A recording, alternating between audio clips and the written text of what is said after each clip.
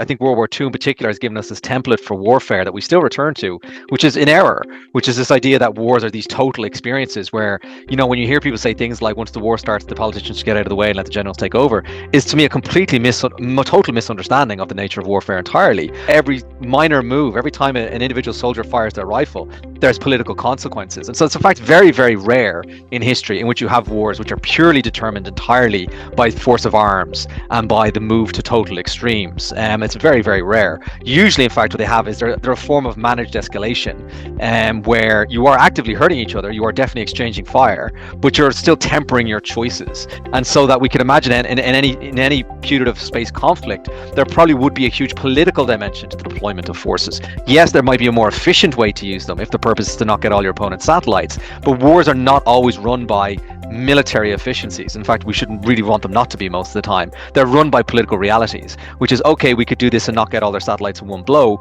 but at what political cost? And so games here could, a war game could be built, a space war game could be built exactly around those kinds of things, where one part of the team might be given this kind of access to this panoply of space tools and these kind of incentives to try to use them, and then other parts of the teams are actually having to deal with the political realities of the wider conflict in which this warfare is taking place and the wider spectrum of things they have to take notice of.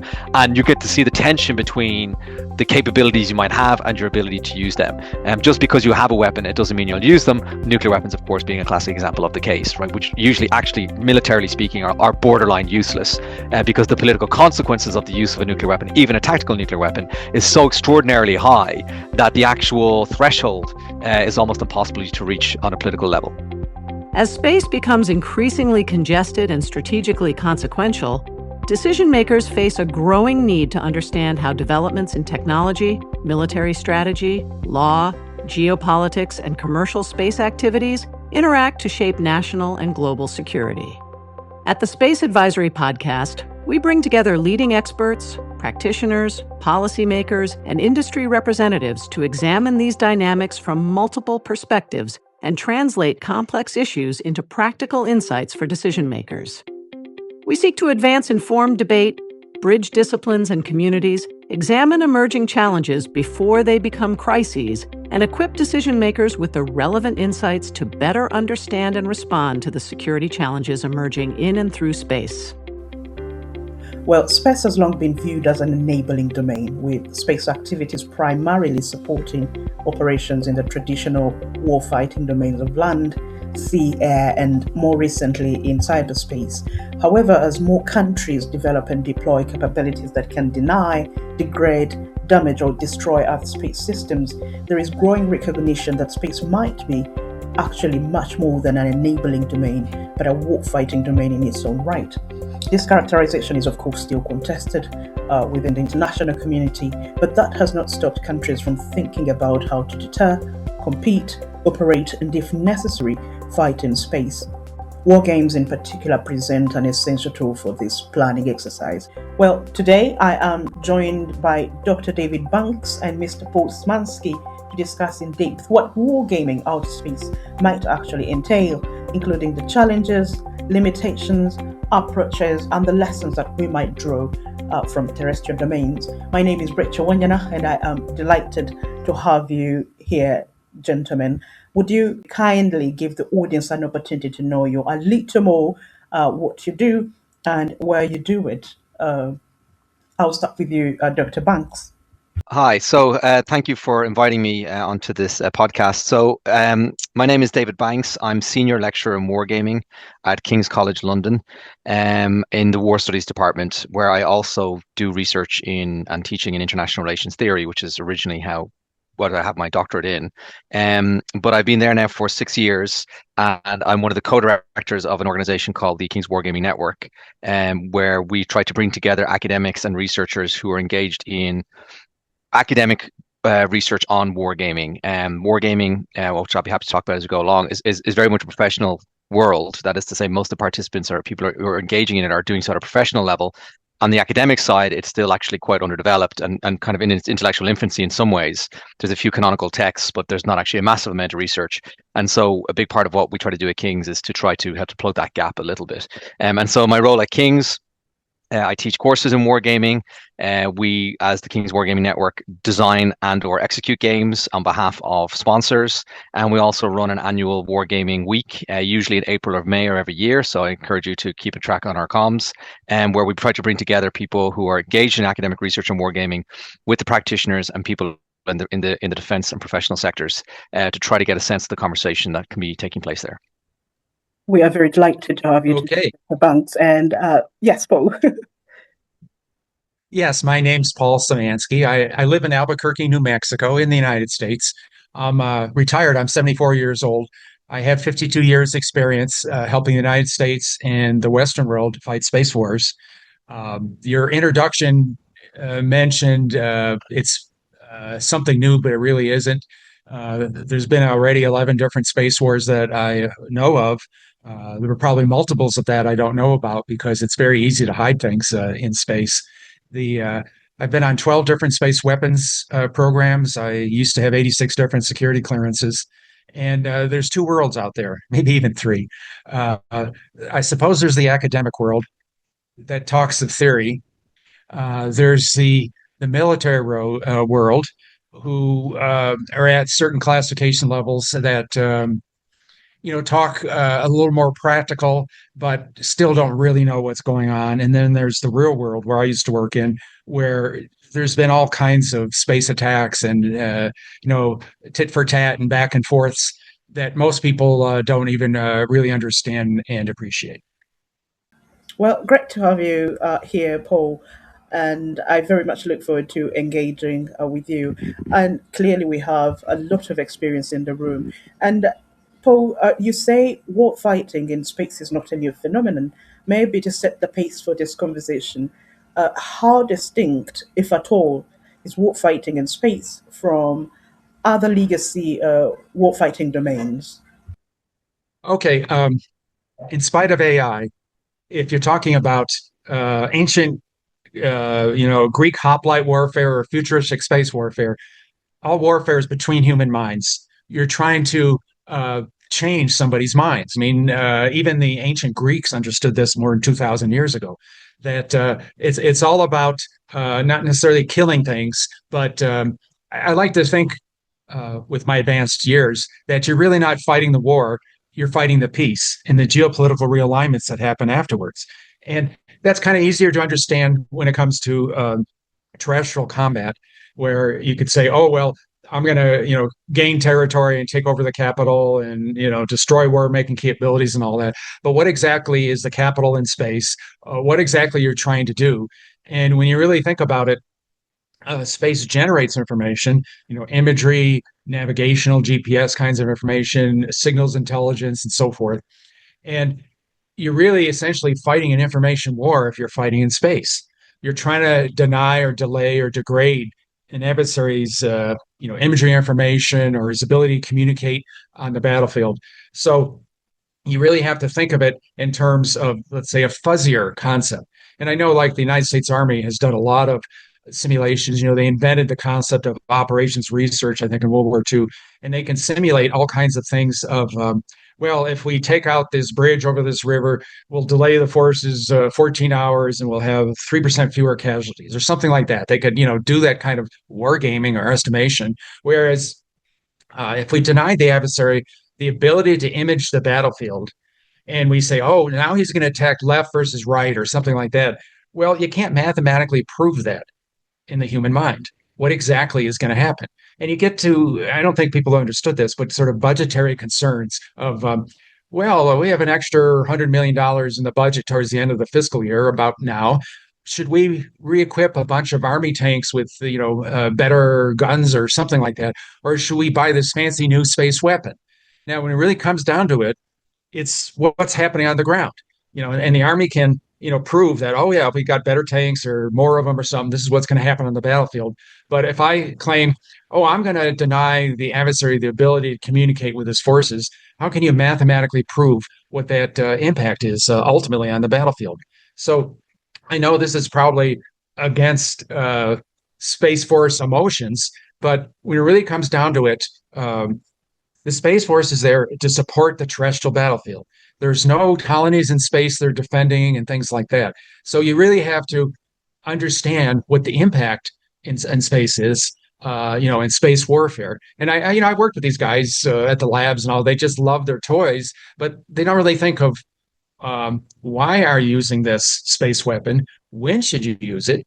Just before something's happening on the ground that you want to influence. And, ultimately, what are the consequences? So, I mentioned earlier, you're not fighting the war, you're fighting the peace afterwards. And in space, this is maybe particularly important that, people aren't really familiar or let's say used to war in space. They're unfortunately familiar with, bad things happening on the ground. And you don't really know what exactly the ultimate effects are going to be on taking out certain space capabilities. So a lot of people, well, first of all, as far as I could tell, the Space Force only thinks tactically. We're going to sneak up slowly to this satellite and mess with it or something, and that takes days and weeks. But my simulations have shown a space war is over with in 24 to 48 hours. And the trouble is let's say you shoot down an aircraft on the ground. Well, you could see the wreckage on the ground. You can maybe see parts of the missile that shot it down, look up the serial number, figure out what kind of missile it was. But in space, you wake up one morning and your satellite stopped working. And you can sit there and ask yourself, well, maybe it just broke, like my computer did last month. Electronics are like that. Or maybe solar flares kind of zapped it. Maybe a micrometeorite hit it. Oh, yeah, actually, it's human caused, but it was accidental. Somebody came too close. Oh, no, wait, but we got it. It's human caused and it's intentional. Okay, what's the intent? Was it just trying to show resolve and will against your adversary? Were they going against imagery capabilities or communication, going against command and control? Do we even know who did it? The weapons in space don't have big red stars painted on the side. And you might sit there and say, oh, we're at war with China. It must have been the Chinese that attacked our satellites. Well, how do you really know? Maybe it's the North Koreans or the Russians trying to stir the pot. How do you validate we're attacked and what the reason was and what your response would be? And you could sit there scratching your head for a few days and suddenly the war's over with. You lost because you were, you just didn't move fast enough. You didn't really understand what's happening. So space is, tens of thousands of kilometers away. It's very difficult to figure out what's happening. There's a certain arrogance that people saying, oh, I know where all the satellites are. I see them launched and this and that. But there's, I think, 30 to 40% of the space catalog are called uncorrelated targets, meaning they don't know who owns them and what their capabilities are. So you really don't know what's being hiding up there that can bite you in one way or the other. And that's quite elaborate. There is a lot in there. And I know that many will have a debate over what you said about fighting the peace after. Why do nations go to war? And is it then, what's the justification if you are fighting for the geopolitical outcome? What exactly really leads states to go to war? But this is outside the scope of today's conversation. And you also hinted on the 11 conflicts that you say have already happened in space. In a quick way, Paul, could you maybe highlight these conflicts? What were they about, and who were the parties or the belligerents in these particular scenarios? Okay, I can go over there, but just a quick comment on what you had said. I do believe everything I've said is applicable to wargaming, because you got to war game more than just attacking satellites and orbits and all. You got to war game how that affects what's happening on the ground, why you're doing it, what are the space conflict levels that affect the ground conflict levels. I mean, I've been to about 12 different space exercises over the years, and even back when the Air Force was running them, they didn't really understand the space and what to do, and they were very meek and weak in some sense. But anyway, getting back to the previous space wars incidents. Back in the 60s, there was a Russian trawler that jammed an American satellite called ComSat for several days.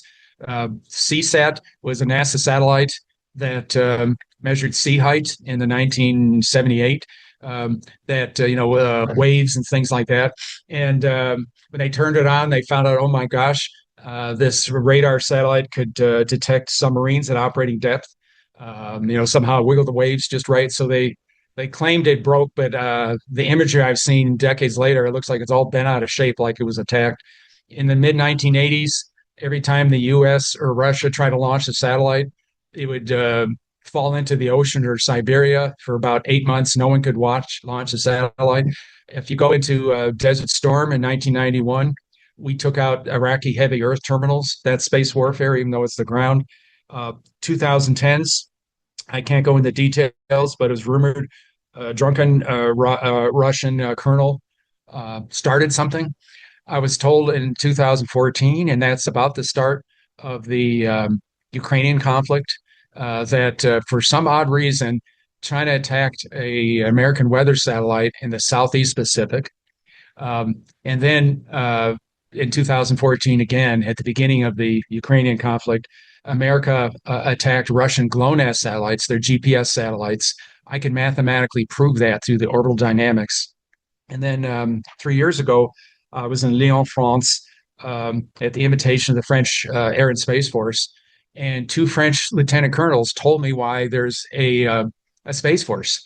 And they said that in 2017, one of the Chinese manipulator satellites that had arms came up close to an American missile warning satellite and started tearing it apart. And this has been verified by multiple other people here, but they, like to keep that quiet on there. So that space is very highly political, like all conflicts nowadays. And you do have to kind of model that in some form or another. Yeah. Over to you.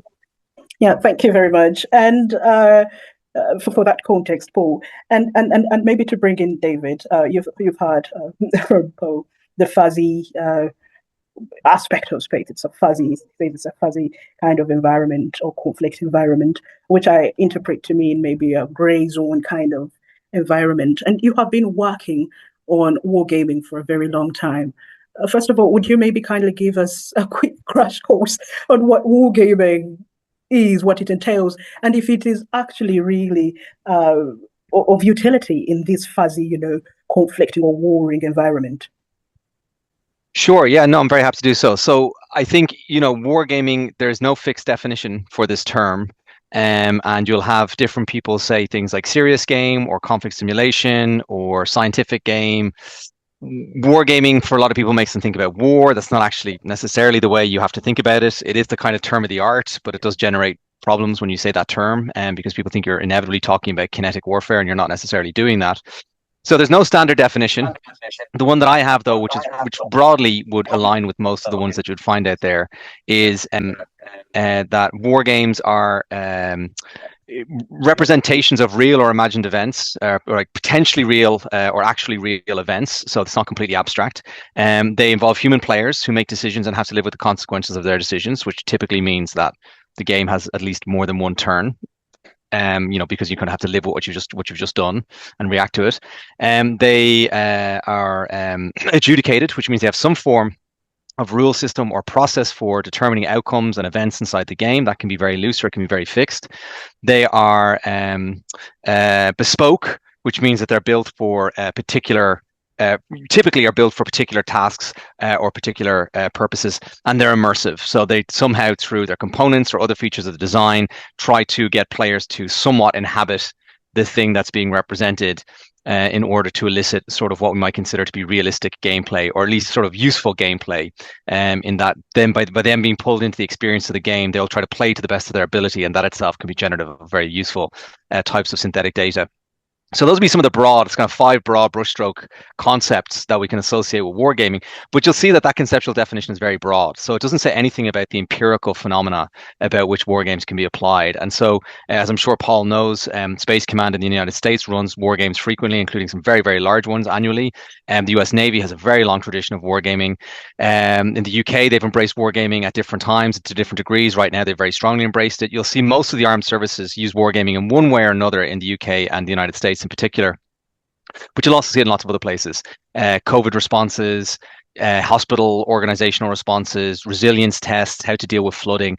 As long as you have those kind of some of those issues about a challenge that requires human response, then you are already kind of in that world in the game. Then it's just a function of what are you really trying to design the game for, and how effectively can you as a designer meet that task. So that would be a very, very broad brushstroke definition of wargaming. What I might just say is one other kind of code on that is that, you know, as I said before, and this is in no way supposed to, well, let me just clarify. You know, as I said before, we do not have a fixed understanding of not only what wargaming is, but really in some sense how it works. We do know that it does work and it has worked. One of our struggles, and I hear say I mean researchers in this area, is understanding the kind of specific conditions under which they seem to be most successful. And they do seem to be generative of lots of different types of knowledge, and they seem to be able to tell us a lot of different things. But the question is sort of like, well, why? How do they do that? Why do they sometimes provide, for example, an effective strategy for action? How come sometimes they tell us something about how a system operates?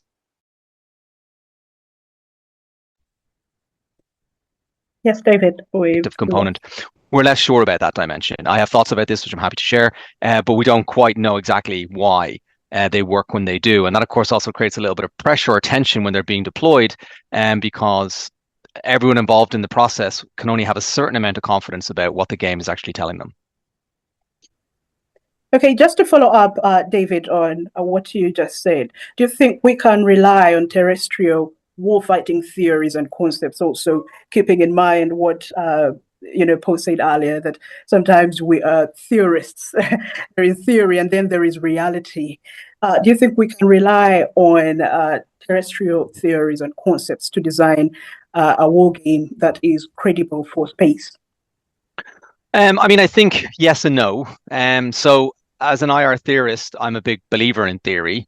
And my basic position on theory is we all have them all the time. So I don't think there's such a thing as a non-theoretical statement. I think you're essentially making claims or arguments about the world all the time, and then you're essentially verifying them one way or another. So I actually don't really buy an argument about a realm of empirics distinct from a realm of theory. Theory is the lens that lets you see the world. So on that point, I'm quite an embracer of it. But I would also sort of say that I do think that, a very typical thing that happens when we discover new areas of interest or of kind of discovery, like sort of space. Now, I take Paul's point that we've been here for a long time, but there's much more large strategic MDO dimension that's really become a big issue in the last few years. One of the natural first things that happens is we take existing theories and models we have and we apply them to a new domain and sort of see how well they fit. I think a very good example of this was about a decade or a decade and a half ago when cybersecurity stuff started taking off.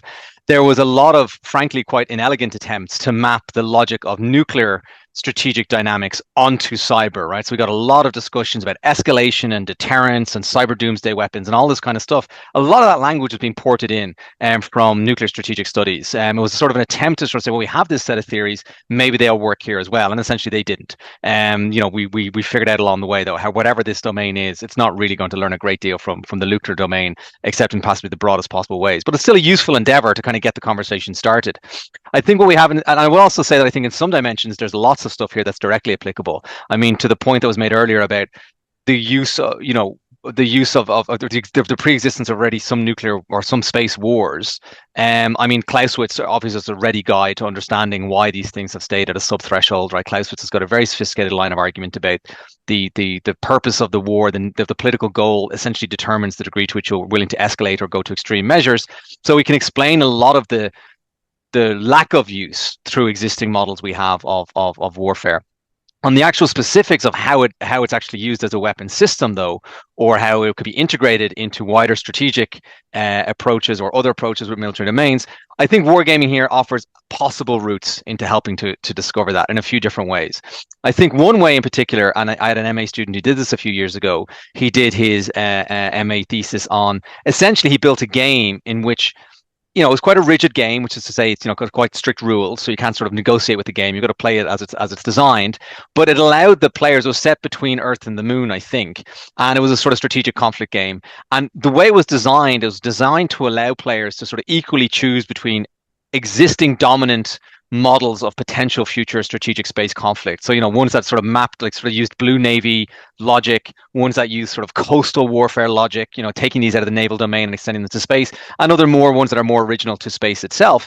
And the idea here was that the players could sort of choose between these strategies. And then the purpose of the game in some sense was to discover, well, what ones do they tend to cluster around? Not which is the most effective, because the game rules have already sort of decided that, but just what's people's tendencies? Do they tend to cluster around thinking about space as something equivalent to carrier warfare in World War II, or do they tend to think about it as Coast Guard actions, or do they tend to think about it as something much more original and novel than that? So the game here was a useful tool to try to get a sense of what people's proclivities were when they think about space. It didn't tell us much about the domain itself, but it told us about what people think about the domain and how they're tempted to approach it when they're given a puzzle in it. I do think that, without kind of belaboring that, going on too much, I think there's other ways that games could be useful for potentially testing some actual tactical and operational dimensions of space. I mean, one of the features, of course, as Paul mentioned earlier, is that space as a domain, and Paul, you'll correct me if I make some very obvious errors here, but it is something that we can understand very well through existing physical models that we have. And so those can be very easily and readily ported into, for example, computer simulation. So the actual kind of mechanics of space warfare at the sort of tactical level, it's pretty easy for us to make a faithful simulation of that, probably even at scale, where you could have literally thousands of units potentially, and that would be quite sort of valid. We should have reason to believe that the little miniature game is actually a pretty good representation of the real phenomenon. Of course, that doesn't tell us about how you intend to employ these things. So it might tell us how they work when they're actually moving through the ether, but it wouldn't necessarily tell us how people tend to use them or tend to integrate them. So I could see a situation here in which a war game would have elements of it which would be kind of very simulationist, really truly representing the physics of space. And then that could be used and mapped onto a game that would also integrate more squishy, less concrete concepts. And my basic position is once you move into the realm of the political or the social, you have to discard a lot of your math because we don't have huge agreement on how a lot of these things work. And we certainly don't have a consensus about how any of these things work. And so you don't have a standard model in the way you do have a standard model in physics. And therefore you have to be very, very you have to avoid the temptation, I would say, of modeling those things too precisely in your game, because if you do, you're not really testing how the world works. You're really just presenting people with a model, the inputs of which will determine most of its outputs. But I do think that there is a lot of space here, if you excuse the pun, for integrating wargaming. As a final point on this, and I'll throw it back, is I think a very important part to recognize this, and I said this earlier, and most wargaming professionals are very clear on this point. It's very important to scope what you want the game to do, though. The temptation with especially larger games is to throw everything in a largely pointless exercise to get realism. But all you do is you just gum it up. And so for me, the best games are the ones that have a very discrete question that they want to try to get at, and then they're designed and built around answering that question or a small set of associated questions and not trying to represent everything in the world. They're not crystal balls. And if they're used that way, they're going to let you down, and they'll also probably just become unmanageable to execute.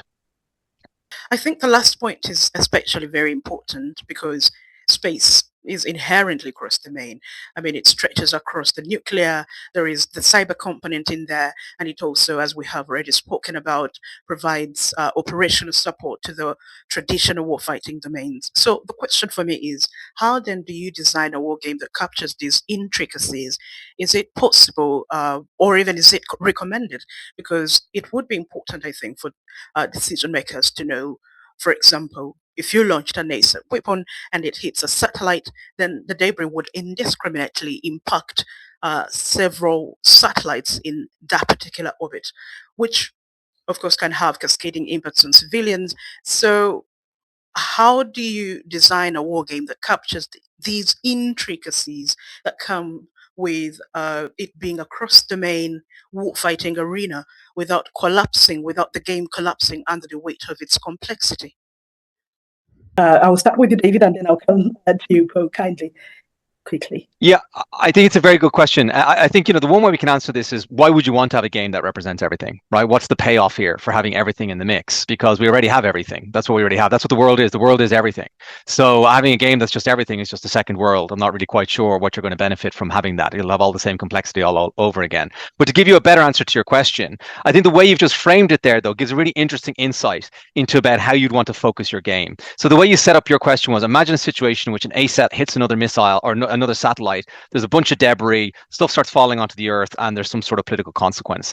If you think carefully about the way you've asked that question, space is actually not doing a huge amount in what happens next in a game like this necessarily. It's the scenario. It's a setup for a different kind of question, which is, how would we react to a space disaster like this, in which we already know instinctively a lot of the reaction to a space disaster is not going to happen in space. A great deal of it is going to happen on Earth. A great deal of it is not going to happen in the military domain. A huge deal of it is going to happen in the political domain and the diplomatic domain. So I'd be thinking very consciously as I was building a game like this about how can we make sure to incorporate those dimensions into the game and give them equal, if not even more weight. Now, part of the way you'd figure that out is by talking to professionals, bringing experts into the room and so on and so forth. But you'd want to be thinking very seriously about what is the actual thing we're trying to get at here. Are we trying to understand how we'd react in space to this problem?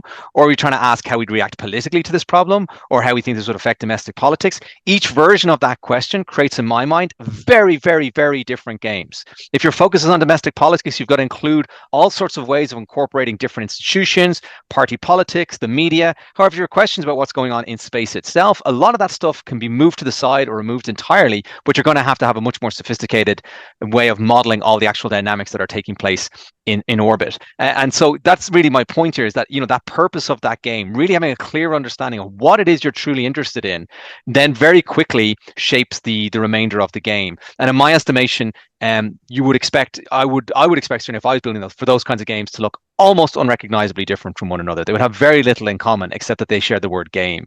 That you shouldn't expect them to look like each other at all, any more than you expect baseball to look like American football. There's different purposes in those games, and because because they have a different purpose and a different way of scoring, they look completely different from one another. Wow, and of course, we will come back to the question of interoperability and how then you ensure that there is a smooth kind of sharing of information across these different, I think, learning curves or learning aspects. But Paul, I'm very interested in hearing what you have to say about this. Okay, I don't know if either of you are familiar with the board game called Risk, R-I-S-K. It was a worldwide game. I played as a child. Have you guys heard of that? It's just one of the many in my very large collection, Paul. Oh, okay, great. And, I would play and people would attack each other and all that. And I realized it was a political game. It was not a military game. And I won every game because of that. So I understand what you're saying, David, of complexity and things like that. But when it really comes down to it, the orbital dynamics aren't that complex. I mean, I've had the simulations for 50 years. It seems to me, I don't know what happens in the UK, but we do a lot of what we call tabletop games here. And that's more of getting into the wider strategic, maybe political, diplomatic world. And you would have, some of these tools, they'd say, well, okay, I'm going to attack these satellites. And 3 minutes later, show you did or didn't. And then you sit around table and talk about it. And the people talking about it are retired general officers, State Department people, maybe some politicians and things like that, to gain some insights. If you're talking about the technical or whatever is your terminology, that's not too difficult to do. Now, of course, I participate in some recently that you mentioned, the Space Force, Space Command. I've just joined up and it runs, the difficulty with space is it takes days and weeks to things to happen. So it sits there and not much happens for days and they're, using actual systems and things like that. So I'm not really sure. I suppose you could be doing simulations, or maybe they're called war games, of saying, well, if I have laser weapons against satellites and the other side has kinetic kill vehicles, and each has equal amounts, and then we run this war, who wins more often? Or if someone occupies certain orbits, does that make for certain choke points? And also you could play those things, and it's more in the mathematical realm. Matter of fact, you could almost have AI playing it for you to look at percentages of probabilities of what might happen. But when you have actual humans playing in it, you got that human factor, which again is the most important factor in any conflict, whether terrestrial or space. And that's what you're really trying to measure, is how do they react? How soon do they act? You could measure very obscure things. You look at Ukraine and somebody's in a trench and his best friend just gets his head blown off. And there's a certain emotional human value or whatever you want to call it there versus a cyber operator attacking and no one dying versus a Creech Air Force Base outside Las Vegas, Nevada, that controls the drones, at least in the old days, bombing Iraq and Afghanistan. And you're sitting there in air-conditioned thing, and maybe you're killing people. What's the psychological, emotional thing that happens there versus in space where you're talking about a video game? You're just pushing buttons, not even seeing what's happening. That's a different psychology. So there's like different levels of psychology of war, and it's all about ultimately psychology. You're trying to change the mind of your adversary, and traditionally it's been oh yeah, kill people, blow things up, and he really gets upset and says, cries uncle and gives up, But if it's space or cyber, and I think there's a similarity between cyber and space that I think countries are like children. They'll do anything they want if they can get away with it from their parents. Their parents being their own citizens, legal bodies, United Nations, things like that. And I know I work these programs; they do all kinds of illegal things.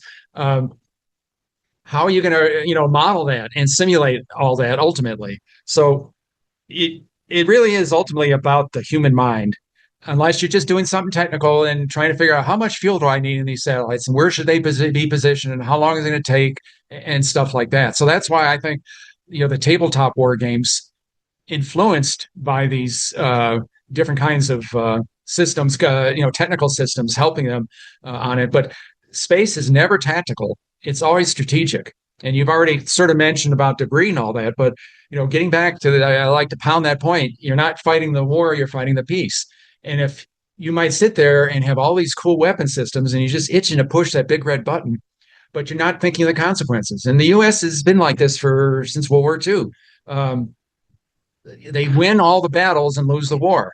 Or once in a while, they win the war, but they lose the peace. So you could sit there and say, oh, I blew up all your satellites. Well, now all your allies hate you because of the space debris. And the classic method and the most popular method for space warfare is cyber, because electrons don't have serial numbers printed on them. You can't prove in a court of law who did what to whom. But how do you really truly understand those cyber attacks and what are they going to ultimately do? So you might actually people talk about shaping the battlefield. Well, you can also talk about shaping the peace and shaping the next war. I mean, the biggest thing we did in Ukraine is train Russia on how to fight us better next time around, and the same in space. And so you're doing mind warfare here, that trying to influence the adversary. I mean, you could play games like, we're at war with China.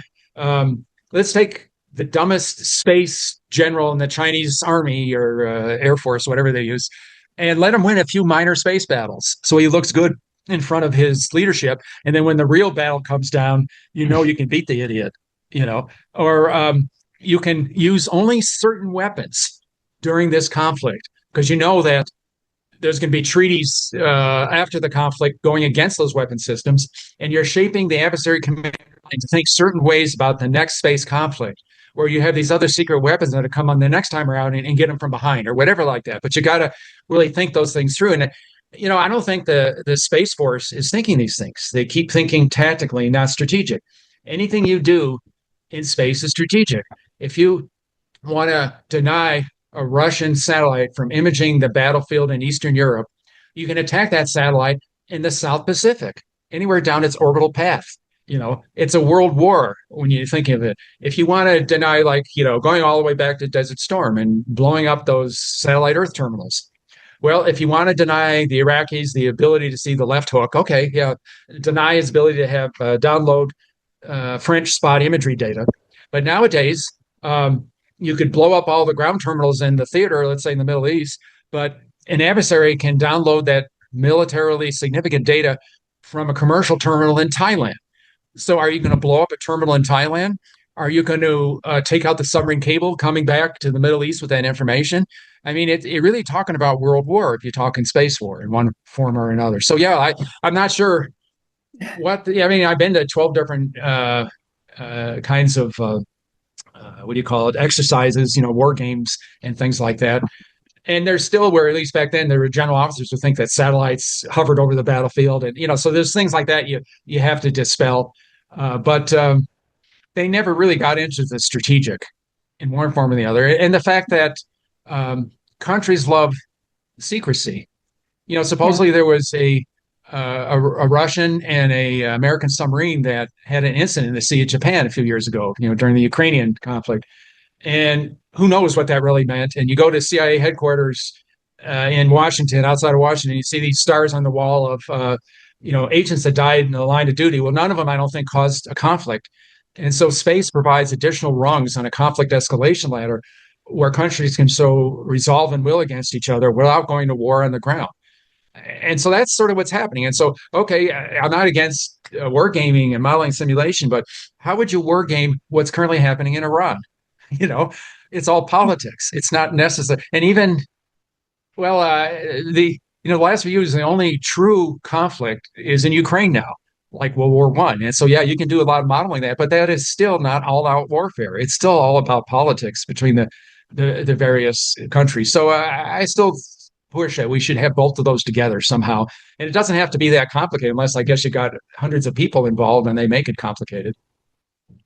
Can I just respond to something that you said there, Paul? Would that be all right, Wanyana? Sure. Because I don't think we're disagreeing as much as you might think. Because I think so. My definition I gave of wargaming, and this is one of the problems of having the name war attached to this word, I think, and especially because the way it's actually practiced very often in the professional world, is that we associate it with sort of tactical and operational level experiences.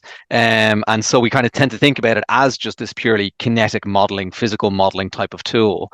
And there's actually no reason that it has to be like that. And in fact, it has a long pedigree going back to the early Cold War, back to the 1950s, where RAND started developing what we now call political military simulation games, which exactly get at this point that Paul's talking about these much more strategic level games, where you're asking questions that are political and social and economic and diplomatic. They're not just or even military at their core. And so I don't think there's any reason.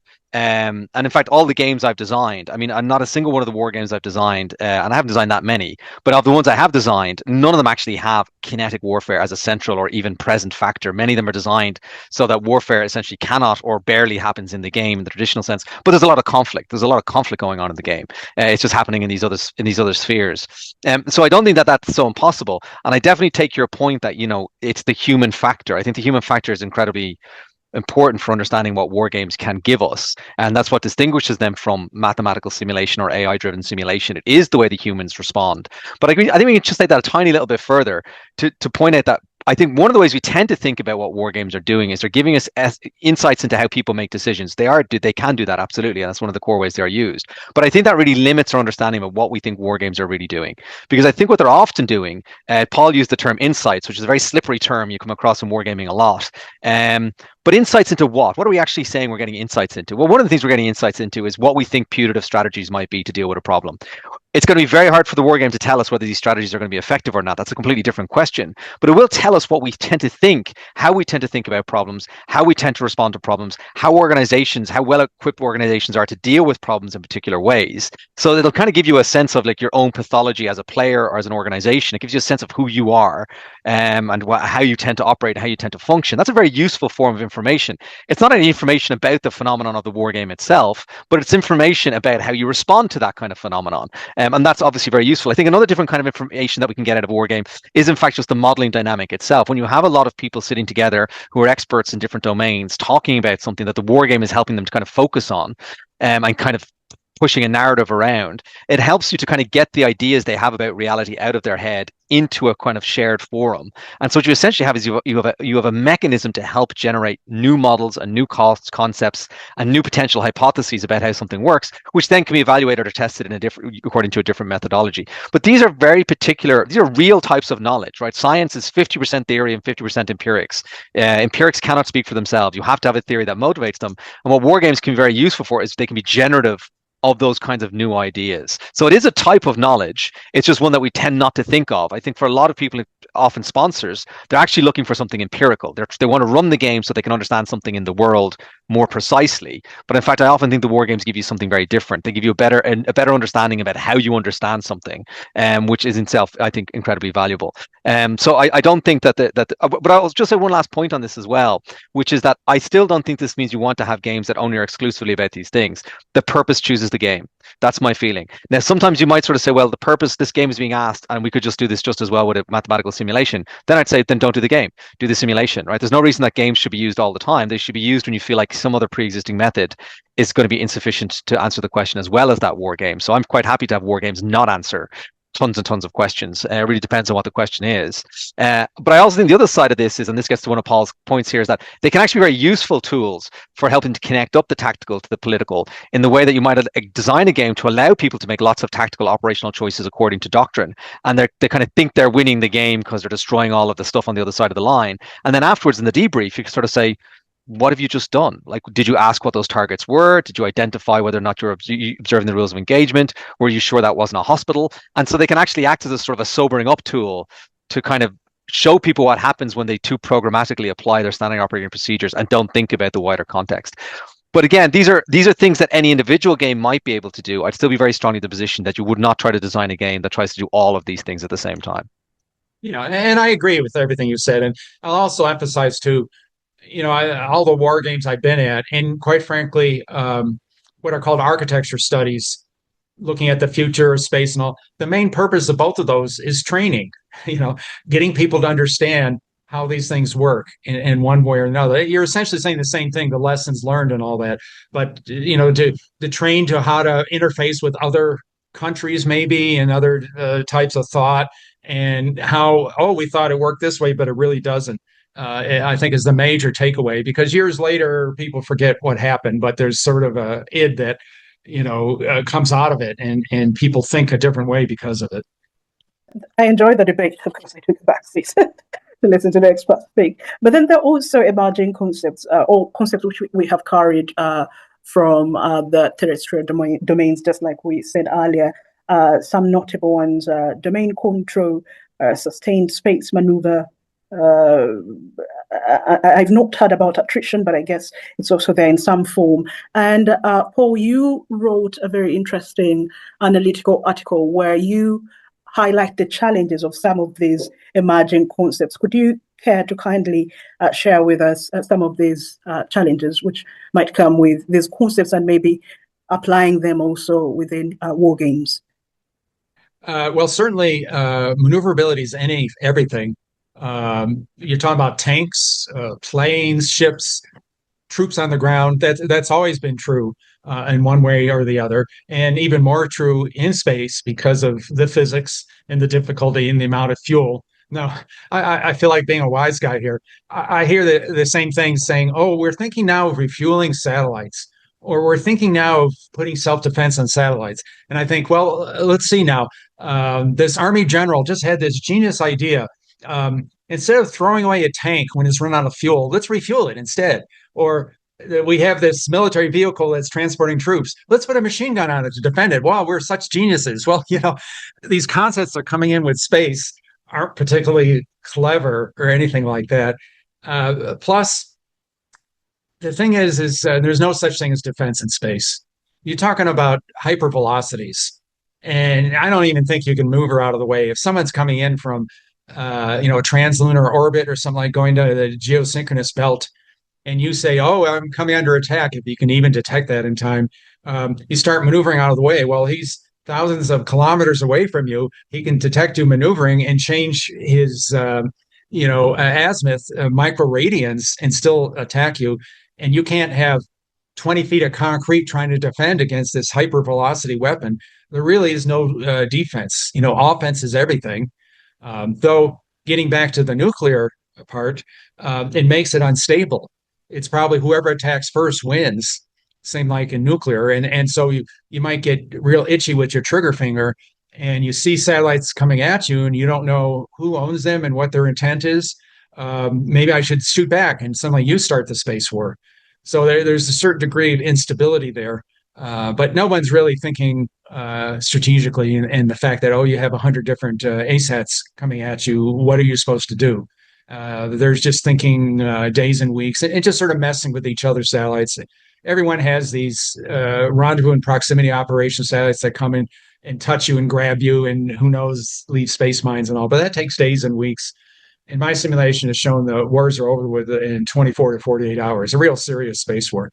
Except I like the example that Paul gave. I think here's an interesting one, where he said that when you run the simulations of what's essentially a total space war, it kind of gives you a sense of, it could all be over in 24 to 48 hours.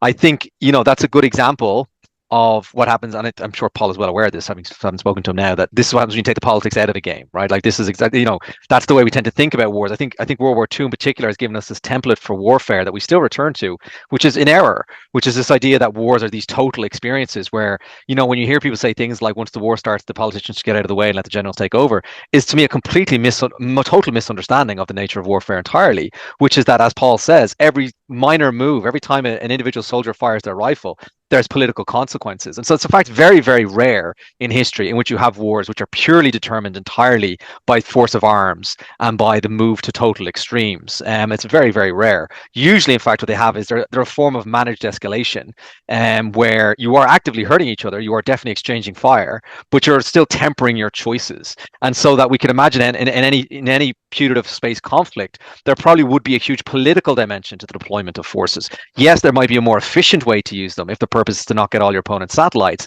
but wars are not always run by military efficiencies. In fact, we shouldn't really want them not to be most of the time. They're run by political realities, which is, okay, we could do this and not get all their satellites in one blow, but at what political cost? And so games here could, a war game could be built, a space war game could be built exactly around those kinds of things, where one part of the team might be given this kind of access to this panoply of space tools and these kind of incentives to try to use them, and then other parts of the teams are actually having to deal with the political realities of the wider conflict in which this warfare is taking place and the wider spectrum of things they have to take notice of.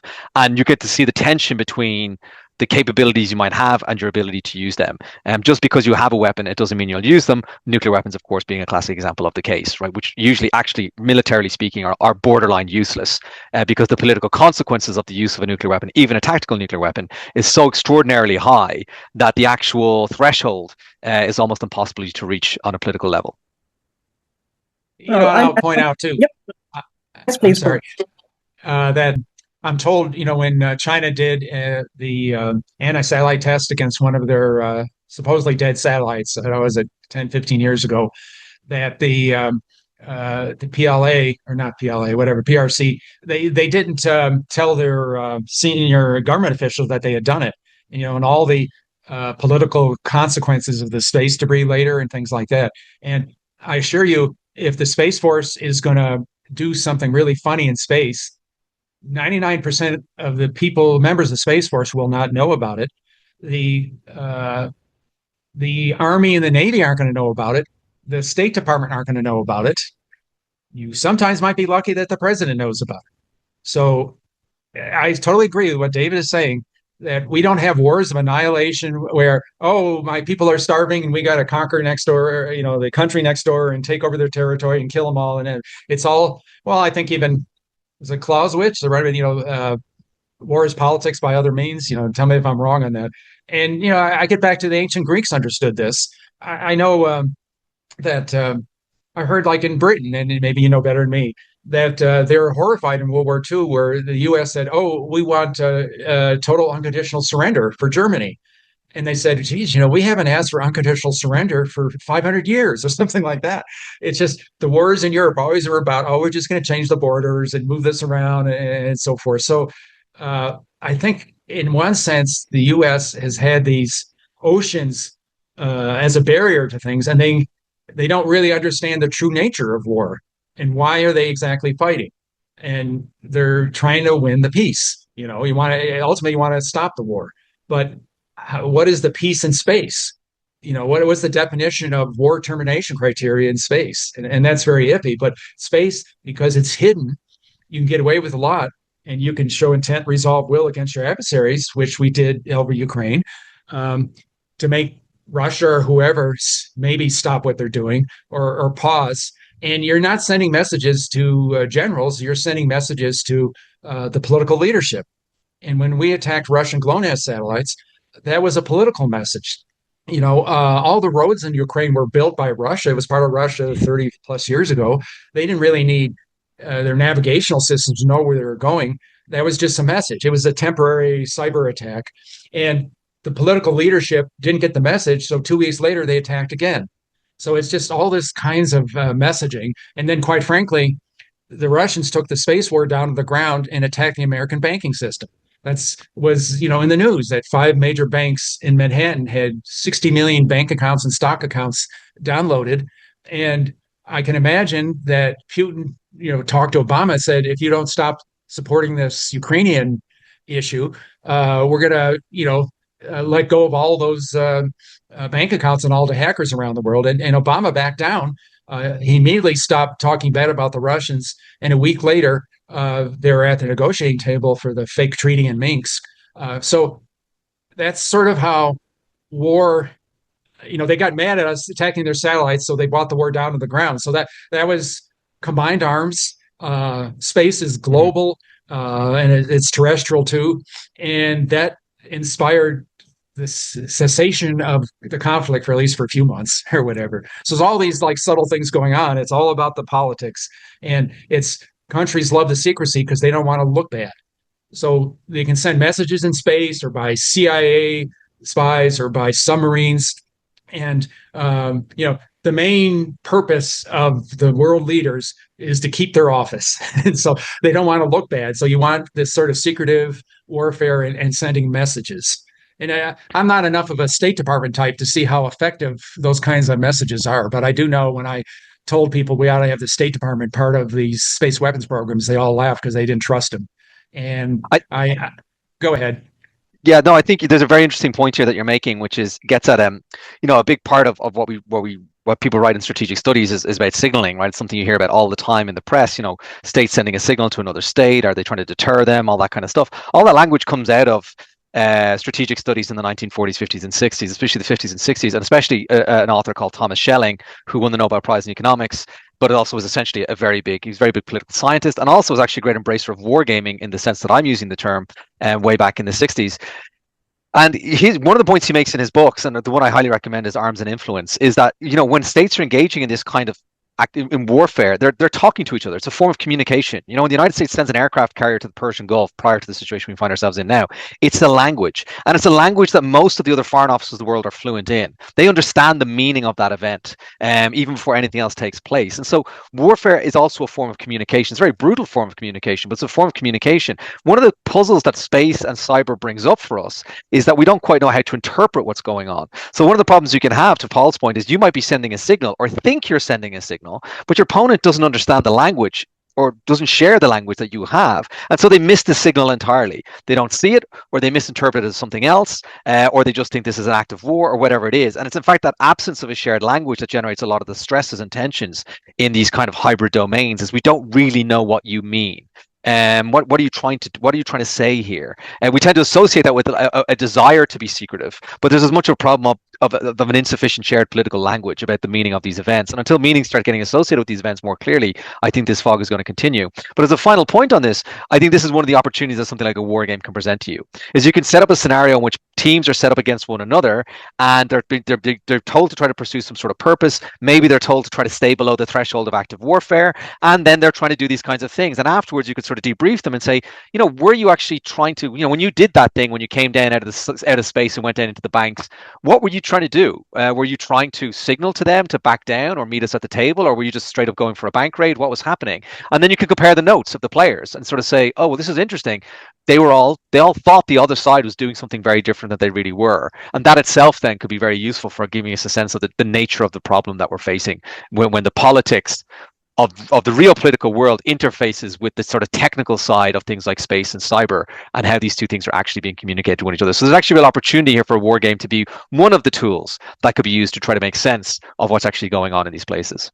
And I agree with you with all of that. And the one thing, well, again, even the ancient Greeks understood is you can never calculate war, because it's the very foundational, emotional, animalistic thoughts inside a person, and you have the best laid plans and they never work out. I'm sure the U.S. had all kinds of plans about Iran and it didn't work out, and it actually never does.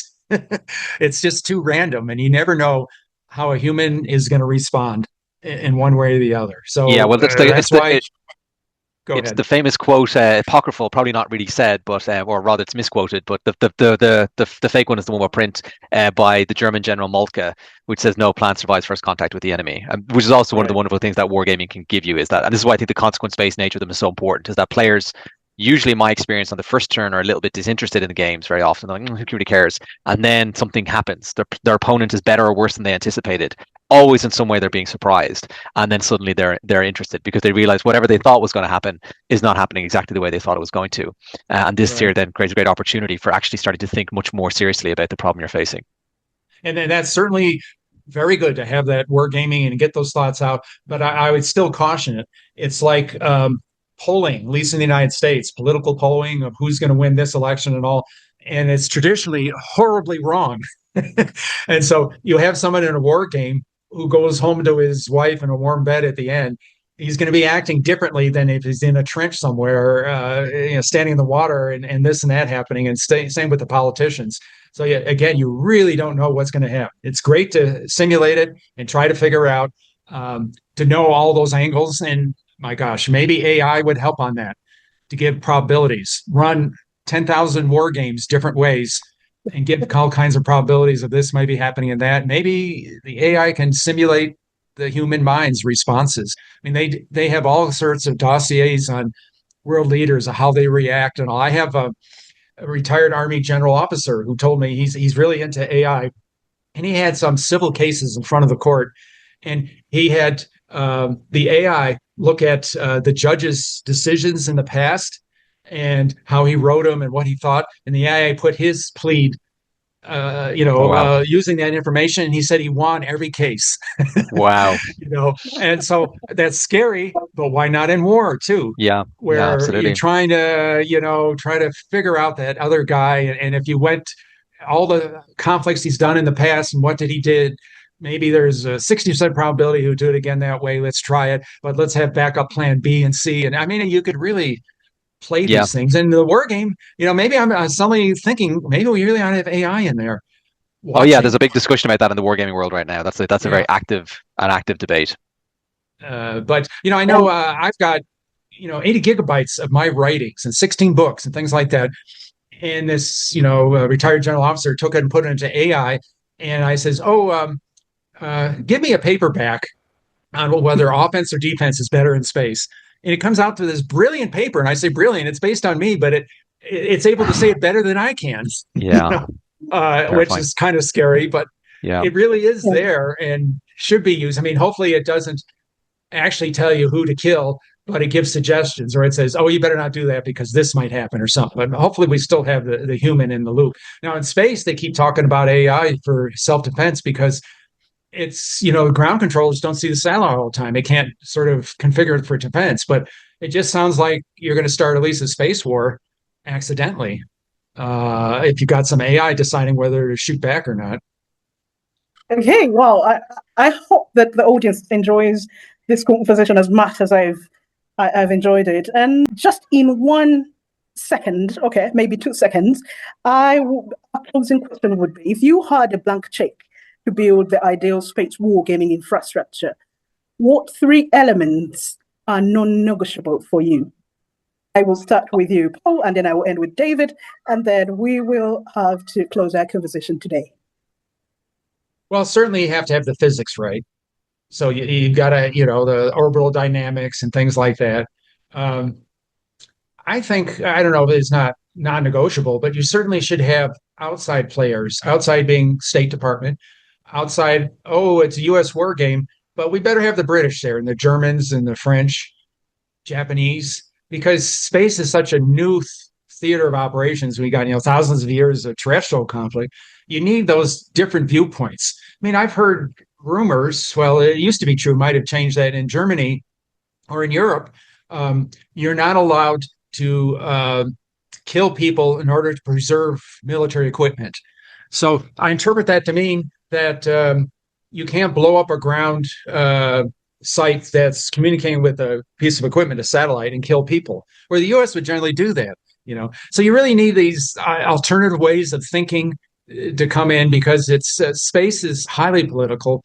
And I'll point out too, I've noticed the Space Force has been getting the public more used to the point of space war over the last few years. You can just see in the language and things like that. So it's starting to come out, but it's already been here. You can't put your head like an ostrich in the ground. I could even be like one of those 1960s Star Trek movies that you might fight in space, and if you lose in space, there's no reason to fight on the ground. How would the U.S. fight a conflict in the Western Pacific without communications satellites that can talk to the carrier battle groups, without imagery to see what targets to take out and to see which ones to resurface, to know where the anti-aircraft batteries are, to maneuver around, get GPS for accurate weapons delivery. You get to the point of you win in space, you don't kill anyone in space, you don't kill anyone on the ground. And, I think that's almost here, or at least in the next 10, 20 years. the way Europe has suddenly woken up to how important space is, and everyone's seen what's happened in Ukraine and how valuable Starlink was, Elon Musk to the forces on the ground, and the fact that we're back to World War I because of drones and trench warfare. Is all this sort of stuff. And be a wise guy again. Would these simulations and war games have predicted us going back to trench warfare? Over the last 50 years, all the simulations and all. And so they didn't. What was lacking? The introduction of new technology. I mean, I've been there. All the exercises I've been in, we were fighting previous wars. How do you really figure out the next war? And to some reasonable degree, or you figure out 5 different possible next wars and what's the most probable. And here's the doctrine, strategies, and technologies we need that would cover at least 3 of those 5 or something like that. Okay, and David? So can you just ask the questions again, Wanyana, so I got them correct? If you had a blank check to build the ideal space wargaming infrastructure, what 3 elements are non-negotiable for you? So the perfect wargaming structure. I mean, as I've tried to make the point throughout this discussion, I'm very much of the position that it's games have to be built for a purpose. So there's no way I could ahead of time build a perfect wargame, because I'd have to know what I'm building it for. But what I would want to have is the perfect set of resources to help to make it work. And I can think of a few things here that I would really want to have access to. One would be to have a really good access to the widest possible stable of experts to help to come in on the design or on the play stage of the game. So to make sure that whatever commission you're given by a sponsor, you can ensure that you've got a ready access to the right level of expertise, which is often critical for making sure that whatever takes place in the game, that it is realistic is the wrong word, but believable, right? That you're not just having people go off in weirdly implausible directions and therefore generating especially not a very specially useful knowledge, right? You want it to be telling us something useful one way or another, and that requires real expertise either in the design or the execution or in the analysis stage or in all 3. So I'd want to have the widest possible stable of experts that I could draw on and be able to shake a large enough carrot at them that they would always want to come to a game. I think the other part that I'd really want to have is I'd want to have a really, really good graphic and components design team. I'm very strongly of the position that games cannot be ignored in the logic of gaming. That is to say that you can't just sort of say, hey, imagine you're in a scenario. That's not really, I think, what happens when people play games. People play the game that you put in front of them. And so, Paul's example of Risk, right? When you play Risk, it makes you think of geopolitics. It's because it's a board about the world. So if you want to have a game that makes people think about politics and diplomacy and economics, you've got to put it in front of them. They've got to see that, because if they see it, they'll start to think about it. If they don't see it, they're less likely to think about it. Or just as dangerous, if they only see a geopolitical map of the world and they're being told to also keep other things in mind, they'll start to forget those other things and start to increasingly play the map in front of them. So I'd want to have the widest range of sophisticated graphic designers and component designers, so that we could build those games to make sure that they look like what we need them to look like in order to get people to think about the kinds of problems that we want them to think about when they're playing. And then lastly, I'd want to have the most sophisticated data capture possible that can net out not just the decisions that people make, but the deliberations that inform those decisions, and in fact the texture of the debates that occur between all those participants along the way, so that we can really get a sense of where is there consensus or disagreement, or where do people have strongly held opinions or not. In fact, this I think is one of the real places that AI has a really immediate useful use for wargaming. And I know that the UK Defence, the MOD, has actually started to put some investment behind this, to have AI as the data capture tool in wargames, because you could have the microphone hanging from the ceiling and the AI hears it all. And then we'll be able to give you back analytic data that humans would be unable to capture. Like, do you realize that all of you guys started fighting about this issue? Or do you realize that on these kinds of problems, you immediately said yes, or you immediately made a decision, but on these other kinds of things, you dithered? It could identify really interesting patterns in people's thoughts and behavior that itself could then be generative of new research ideas. So those would be the 3 things that I'd really want in a perfect sort of war game lab. Okay, and on that note, we bring today's episode to a close. I am very, very delighted, indebted to you, Mr. Paul Szymanski and Mr. Dr. David Banks, for your time and for your very rich insights on today's podcast on wargaming. I have no doubt that the audience will find it very insightful. Until next time, thank you very much, and bye. Bye. Thank you. Okay.